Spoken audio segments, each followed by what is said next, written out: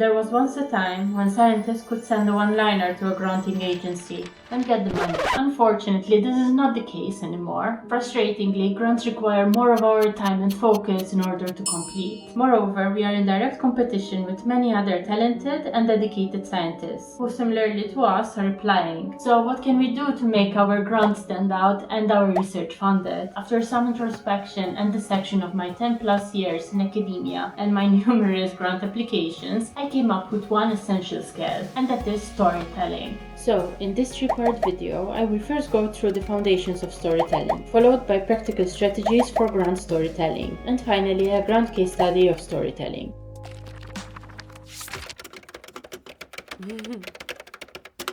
No, I am not saying that you should start your grants with once upon a time. So let's take a deeper look. Ever since mankind, we have tried to communicate with each other through stories. Think of cavemen, the Egyptians, and also your hometown legends and myths. Our brain is made to process stories and not facts and information. We love them so much that in fact the film industry makes $77 billion US annually. Yeah, I know, it's loads of money. We can finance a couple of grants with this, right? So why not take a page from this book?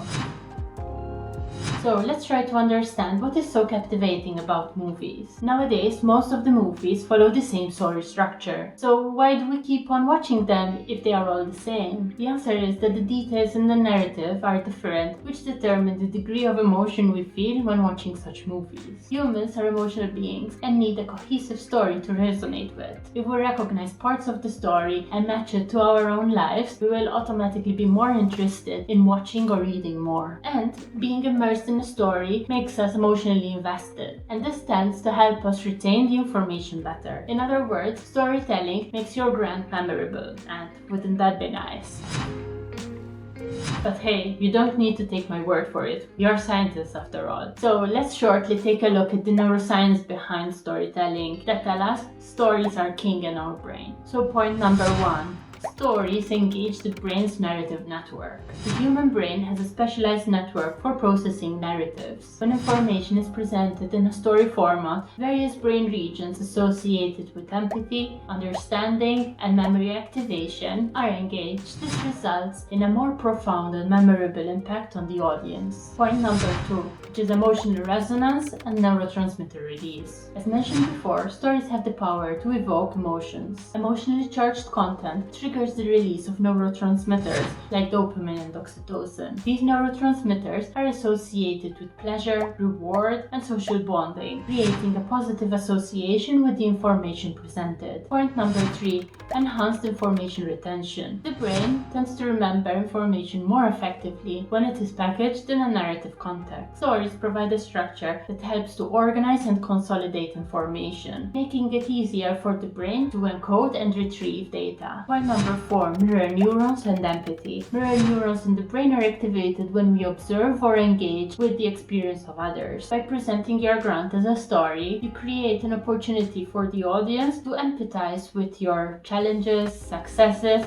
and the impact of your research, and thus fostering a deeper connection. Point number 5, reduce cognitive load. Stories can reduce cognitive load by presenting the information sequentially and in a context-rich manner. This makes it easier for the brain to grasp the details, which is crucial in grant proposals with a complex research plan. Point number 6, storytelling helps in the formation of long-term memory. Stories stimulate the hippocampus, which is a brain region associated with the long-term memory formation. Thus, grants presented as stories are more likely to be retained and remembered. Point number 7, storytelling fosters attention and neuronal synchronization. A well-crafted narrative can capture and maintain the audience's attention. Studies suggest that when individuals are engaged in a compelling story, their neural activity becomes synchronized, creating a shared cognitive experience. And finally, point number 8, storytelling promotes neuroplasticity and persuasion. Engaging stories have the potential to induce neuroplastic changes in the brain, influencing attitudes and perspectives. By presenting your proposal as a narrative, you are enhancing the persuasiveness of your plan and positively shape the audience's perception of your research.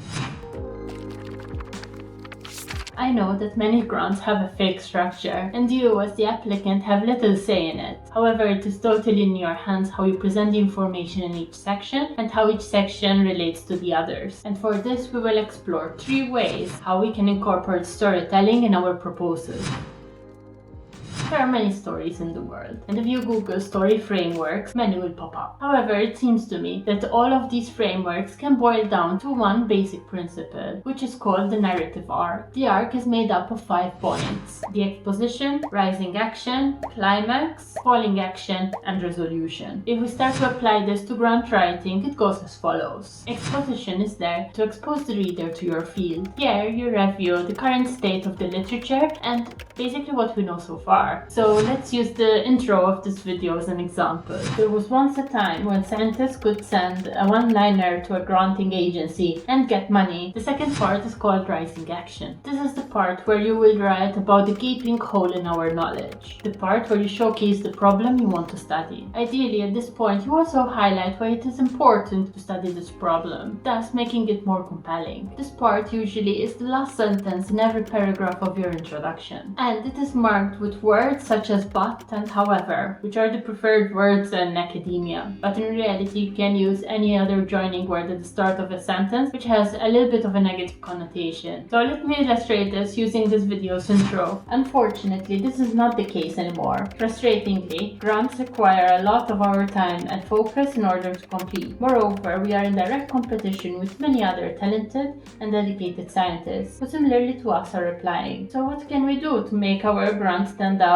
and have our research funded? The third part is climax. This is the main part where you dissect your message. Here you present what you are planning on doing in detail in order to address the issue that you had presented. This is usually the part of the grant where you present your methodologies. Then you continue on with the falling action part. This is where you highlight exactly how the methodologies in the climax are tackling the problem. And finally, there is resolution, where you will summarize how your work addresses the problem to a larger scale and how it will improve the field in question. So the second way how you can incorporate storytelling in your proposal is by incorporating visual elements. We often hear the phrase show don't tell, and that is because we as humans tend to get more information out of an image rather than by reading a text. So to speak, it is more efficient. An image automatically gives a structure to a message without your brain having to figure it out on its own. In addition, an image is processed faster than the same amount of information in a text. Let's take a look at the narrative arc that we mentioned in the previous section. What was more straightforward to understand it and remember it? This or this? Similarly, if you can summarize in a figure your methodologies, timeline, preliminary data, or summary of the study, just do it.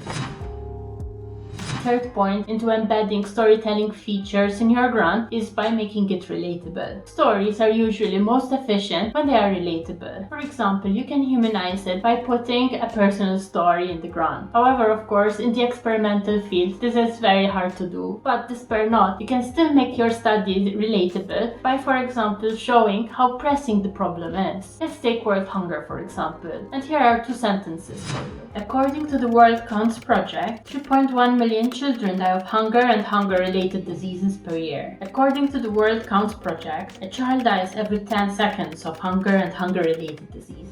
So, both of these sentences are saying the same thing. However, be honest, which one of these sentences made you feel something and made you also realize how bad the situation is? It was the second one, right? Yeah. And that is because our brains are very bad at dealing with these abstract numbers. In all honesty, how can you visualize 3.1 million children in your head? We all agree that it is a large number. However, in your mind's eye, can you distinguish between 100, 1000 and 3.1 million? Well, probably no. However, we all know and have experienced what 10 seconds are. And we can all visualize one single child at a time. And this is why the second sentence is so much more relatable than the first. So come on, I challenge you now. Find a boring piece of information in your grant and try to change it in a more relatable fashion. Yeah, that's right. I'm challenging you to make your grant more interesting. And if you want to up the stakes, you can also share it in the comments down below. So if you followed this far, kudos, And for you, I will be leaving a link in the description. I will be providing a link to a Notion page of what I will be briefly mentioning in this next part of the video. It is free and no strings attached, promise. So in the previous section I mentioned that there are many more storytelling frameworks than the narrative arc, which are more elaborate, and after a careful analysis of some of the most prominent grants out there, such as the Marie Curie Individual Fellowship, I noticed that they follow the hero's journey narrative, or framework if you like. This is the same framework used in stories such as Harry Potter and The Lord of the Rings. The hero's journey narrative uses the 5 points mentioned in the narrative arc, but adds more depth by adding further steps, such as meeting the mentor, test, allies and enemies, and the ordeal. If your grant does not follow the structure, I would recommend that you use the link that I provide and see if you can add any of these steps to your grant. Use it as a guide and a source of inspiration to make your grant a memorable one. So if this video was right up your alley, you might like this one over here. And with that, thanks for watching and good luck!